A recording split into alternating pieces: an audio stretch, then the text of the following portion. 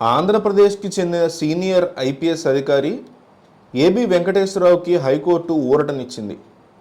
ఆయన మీద ఆంధ్రప్రదేశ్ రాష్ట్ర ప్రభుత్వం జగన్మోహన్ రెడ్డి ప్రభుత్వం విధించిన సస్పెన్షన్ని ఎత్తివేస్తూ కేంద్ర పరిపాలన ట్రిబ్యునల్ అంటే క్యాట్ ఇచ్చిన ఉత్తర్వులను సమర్థిస్తూ తాజాగా హైకోర్టు ఆదేశాలు జారీ చేసింది.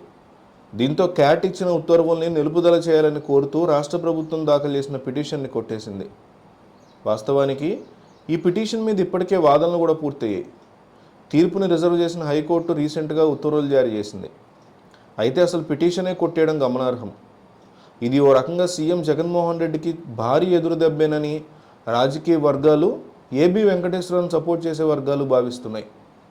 మరోవైపు హైకోర్టు పిటిషన్ కొట్టివేయడంతో ఏబీవీకి లైన్ క్లియర్ అయింది. ఇప్పుడు ప్రభుత్వం ఆయన విషయంలో ఏం చేస్తుందనేది ఆసక్తికరంగా మారింది. 2019లో జగన్ అధికారంలోకి వచ్చిన నాటి నుంచి ఏబీవీ మీద సస్పెన్షన్ విధించారు. ఏబీవీ కుమారుడు ఇజ్రాయెల్తో కలిసి స్పై పరికరాల వ్యాపారం చేస్తున్నారని తొలుత పేర్కొంటూ ఆయన సస్పెండ్ చేశారు. దీనిలో ఏబీవీ భాగస్వామ్యం ఉందన్నారు. అయితే ఇది నిలవలేదు. సుప్రీంకోర్టు ఆదేశాలతో విధుల్లోకి తీసుకున్నారు. తర్వాత 2 రోజులకే ఆయన మీద మరోసారి సస్పెన్షన్ వేటు వేశారు.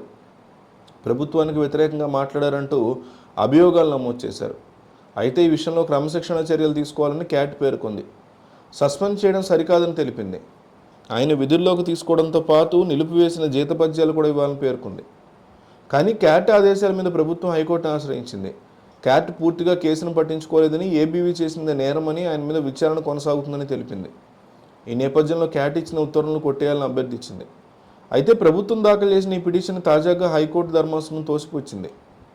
ఇక్కడ కీలక విషయం ఏంటంటే, ప్రభుత్వం దాఖలు చేసిన పిటిషన్ని కొట్టేసిన హైకోర్టు ఏబీవీకి తక్షణమే విధులు కేటాయించాలని ఆదేశించాల్సి ఉంది.